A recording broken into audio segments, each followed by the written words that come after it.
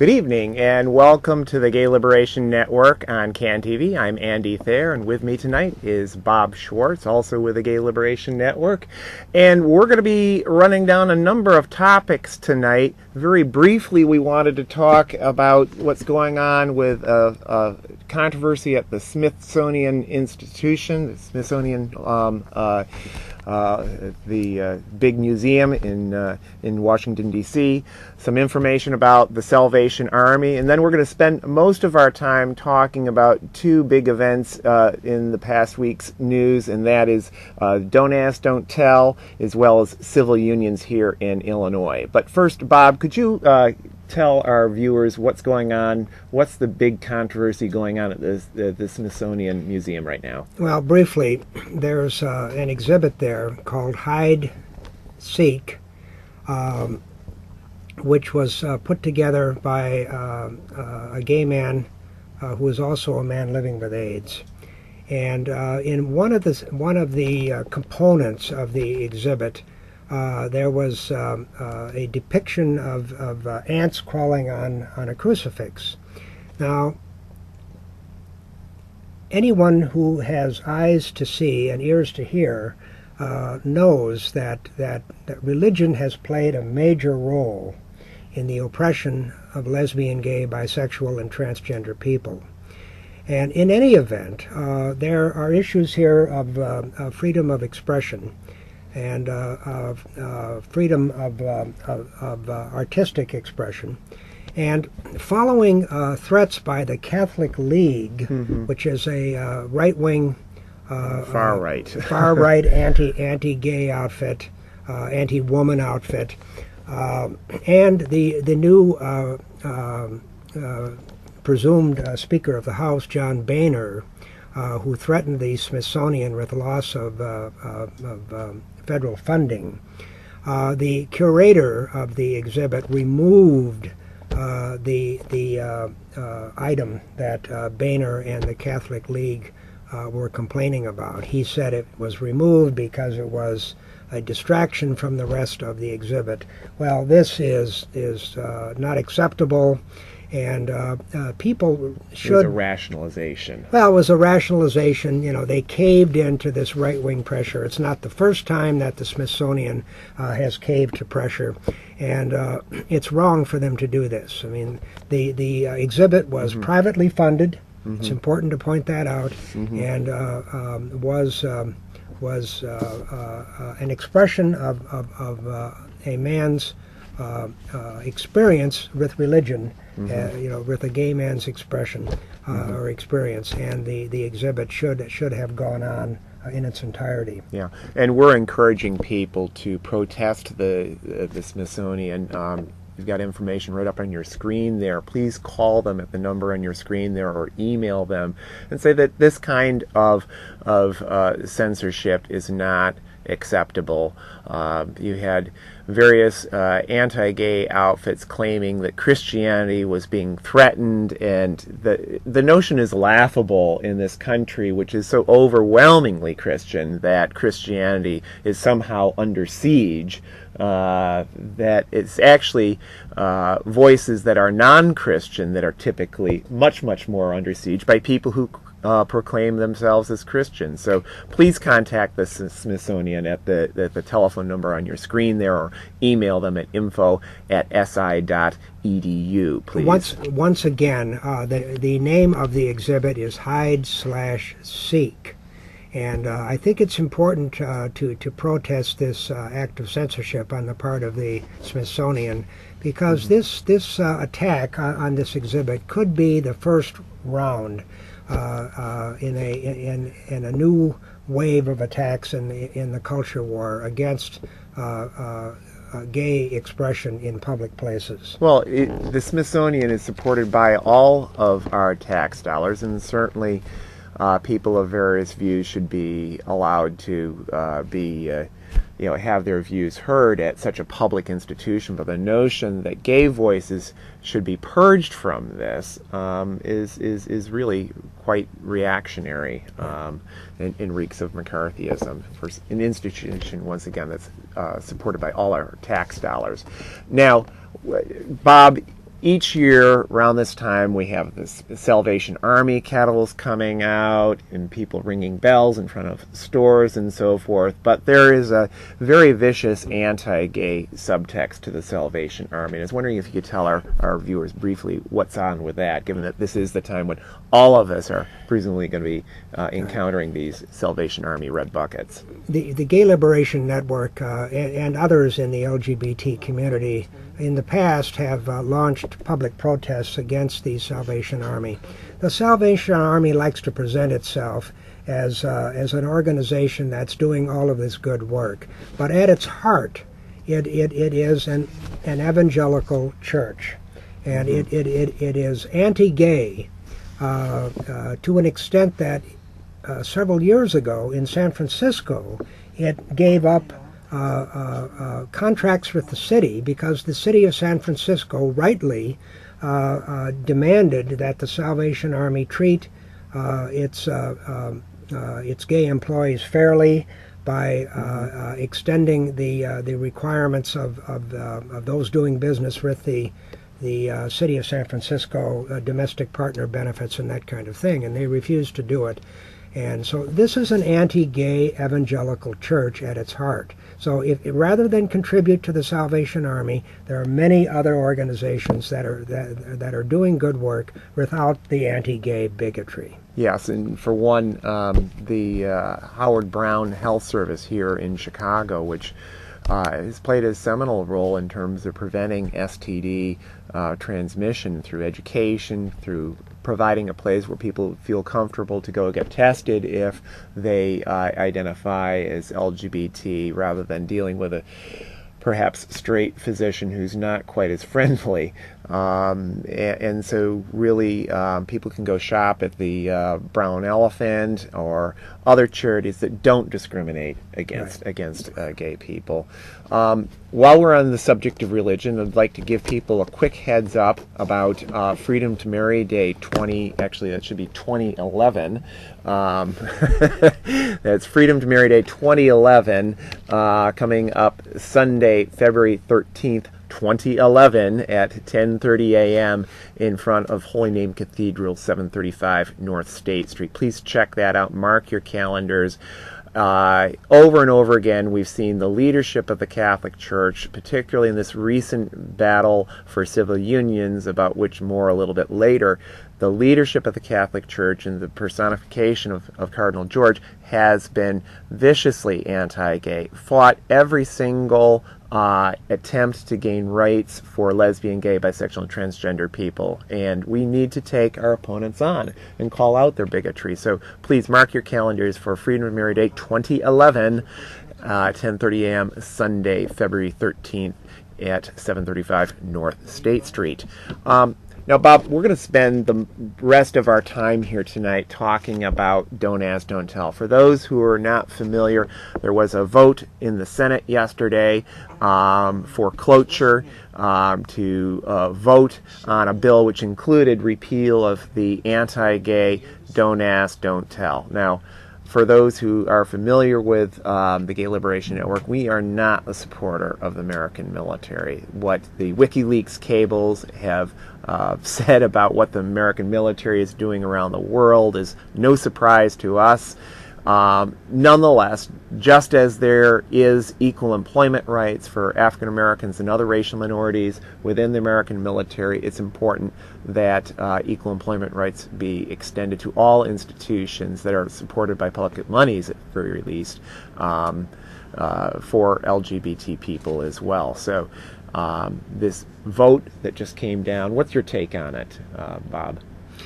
Well, the military leadership has conducted its study, and they've recommended that gays be integrated into the ranks of the military groups. You know, the Army, Navy, Marine Corps, and so on. Most of the or large percentages of the troops who were interviewed also support, including openly gay people. These troops already work with gay and lesbian people, and it's so they know it's not a problem. Well, and the remarkable thing is that while the polls both within and outside the military are overwhelmingly in favor of equal employment rights for LGBT people, when Truman signed his executive order desegregating the armed forces, the public opinion outside of the African American community was overwhelmingly opposed to it, and yet Truman had the guts to do what President Obama has failed to do, what Republicans and Democrats alike in Congress have failed to do. I mean, the Obama administration just a few weeks ago in the run-up to the November elections was saying that they had to defend Don't Ask, Don't Tell, and did so just a few weeks before November. And because they said, oh, it has to be passed by Congress rather than the courts, which is just, I think, a very transparent partisan dodge for anyone who wanted to keep their eyes open, because the fact of the matter was that the suit against the federal government that was winning and had won some very important court victories was filed by none other than the log cabin Republicans. And so rather than give the Republicans a victory on an issue that Obama long pledged that he would be on our side about, he played petty politics, and rather than having the rapid introduction of allowing equal employment, we now have the situation where, in all likelihood, we are not going to get equal employment rights. Before we go on, we do have a caller we'd like to bring in. Sheldon, you're on CAN TV. What's your question or comment, please? Hello, boys. Hi, how are you? First of all, I'd like to congratulate you on your show. It's very wonderful. Thank you. Okay, my question is, I have a gay dog, and I'd like to know what kind of food I should feed it. I wouldn't know. I would defer to some of our veterinary friends on that one. But you do point out, I don't know if you're just being facetious or not, Sheldon, but every mammalian species has exhibited not only, of course, heterosexuality, but homosexuality as well, and dogs included. Let's move on. So anyway, moving on. So Bob, I gave my take on this whole thing with the Don't Ask, Don't Tell repeal. Well, what's your take on it? Another thing that needs to be pointed out: Obama could issue an executive order, a so-called stop-loss order. Mm-hmm. In effect, he could order the military to stop enforcing Don't Ask, Don't Tell because of the military actions that are underway in Iraq and Afghanistan. Well, the ironic thing is, of course, George Bush before him, and I believe Obama now also, have issued stop-loss orders to prevent people who otherwise should be finishing their military service because they've served their time. Right. They've held them over to a great deal of anger within the ranks. Yeah, well, Obama has been a big disappointment to some people because he doesn't make any effort to rally people to positions that he says that he supports.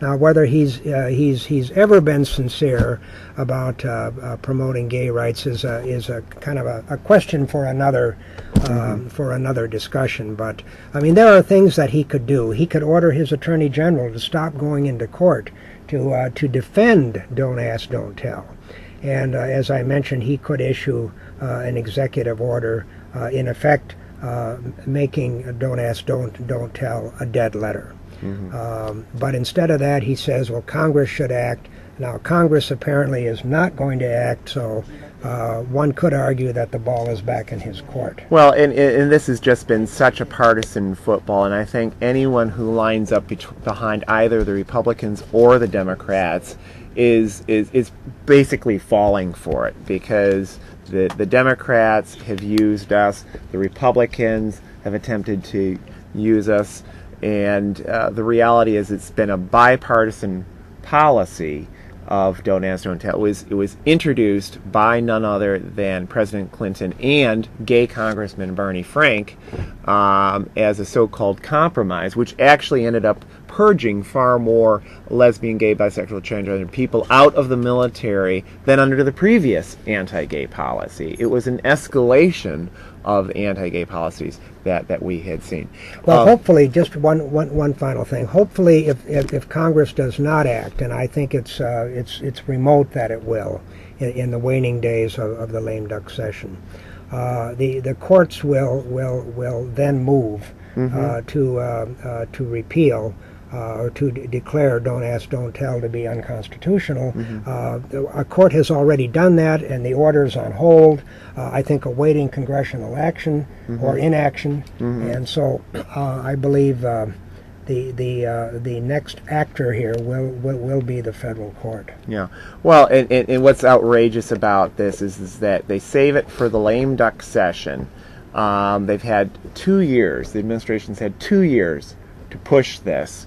And now we're down to the waning days of lame duck session when, after the huge loss by the Democrats in November, the political momentum, even though they have the same amount of votes right now in the lame duck as they had before, the political momentum is decidedly against them. This is when they start deciding it's time to stick up for gay people. Well, thank you very much for nothing, because the political momentum is probably going to mean it's going down in terms of our side in this battle. We do have another caller.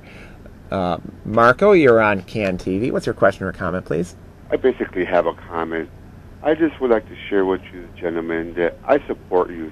I am a gay man. I mean, I'm sorry, not a gay man. My nephew's gay. I am a Christian man. I support my nephew 100%. I know that there's the GL, the LGBT, they do get discriminated. There's a lot of homophobic people out in the churches. There's a lot of bigots out there. But there's not people who judge. They're all going to be accountable for their actions. Me, myself, I do not judge anybody. Thank you. I support people. I love them. I know that it's a hard society that we live in, but I would like you gentlemen to know that as a Christian man, I support you there because God does not make a mistake, and I appreciate the work that you do and that you're standing up for your rights, and I congratulate you. Well, thank you, Marco, and thank you for. Is it your nephew you said was gay? And Yes. Actually, he just came out. He just came out to us. He's 13 years old, and it's hard for the family to accept it, to deal with. But me being an open-minded, educated individual, I support him with my arms open, and I told him I don't look at him no different than I look at my other nephews who are heterosexual. I love him, support him, and actually, I went with him this year to the Pride Parade, and I thought that was the most beautiful thing to be at, and I had so much fun, and I'm looking for avenues for him to find a place for a safe haven for himself, and he's going to be joining the Straight Gay Alliance when he goes into high school. That's a good step, and Marco, I again want to congratulate you by sticking by your nephew.